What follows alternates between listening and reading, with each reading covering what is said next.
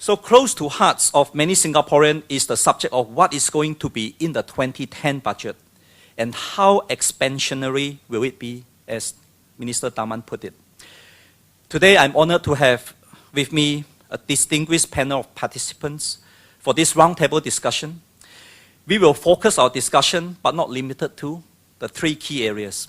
Number one, debrief of the 2009 budget and key initiative, the resilience package, comment on what have worked well and what have not, based on our opinion.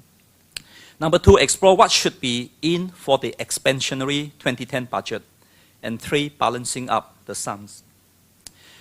Just very quickly to refresh some of the budget 2009 issues that, in fact, later on, Mr. Ajit Babru will give you more details on that.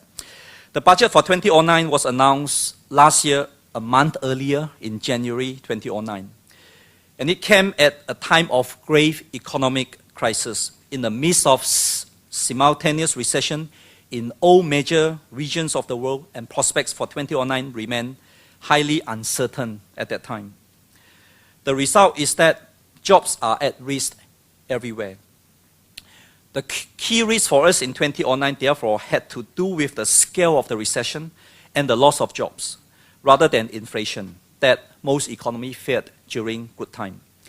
All indicators back then point to continuing downward momentum in the economy.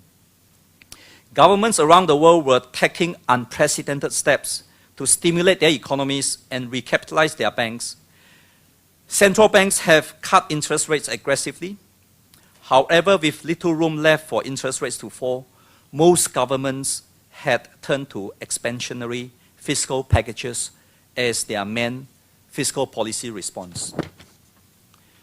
In summary, the key thrust for the 2009 budget were A, keeping jobs, and that is to help save jobs for Singaporeans, encourage worker contribution, maximize employment opportunities, and B, building for the future, and that is to build up our capabilities and infrastructure and position Singapore for its next phase of growth.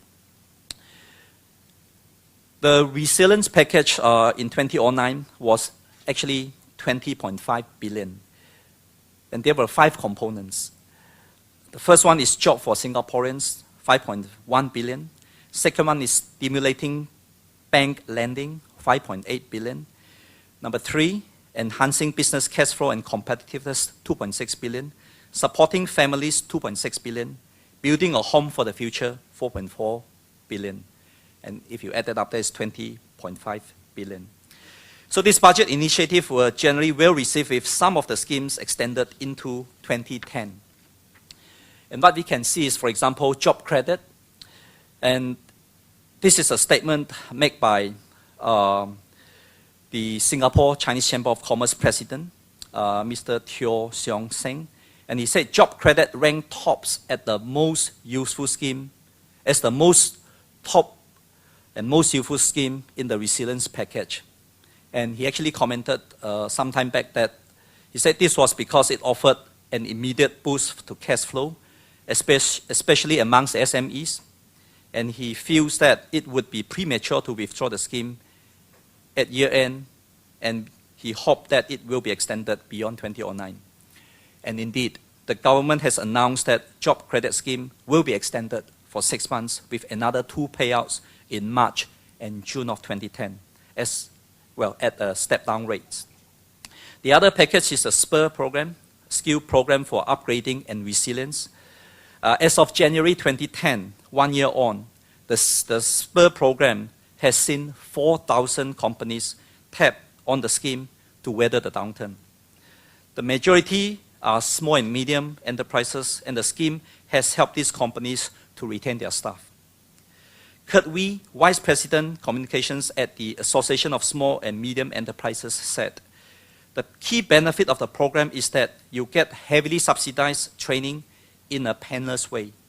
When workers are undergoing training, their wage is heavily subsidized. He further said that if such scheme is ever removed, he does not see it impacting SME in terms of profit and loss, because he said these are boosters, and he does not think it will affect the broad performance of SMEs. but it is a program that sharpens the SME. It enhances their ability to be more successful.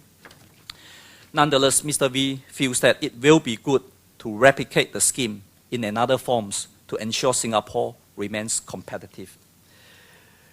The last resilience package, SRI, Special Risk Sharing Initiative.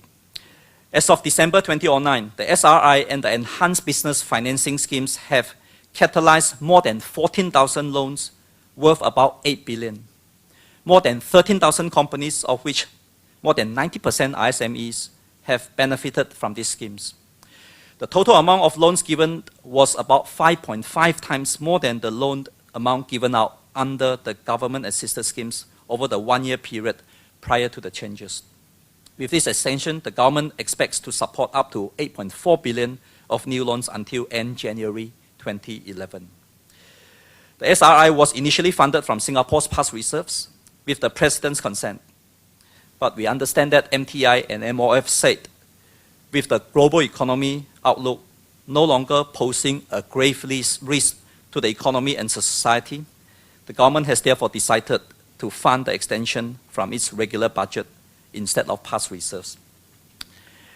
So this morning, we are privileged to be able to hear your views, and I would like to once again express my sincere appreciation and thanks to all participants to take time off your busy schedule this morning to come to this session in sharing your views or expectations on the expansionary budget 2010 with us.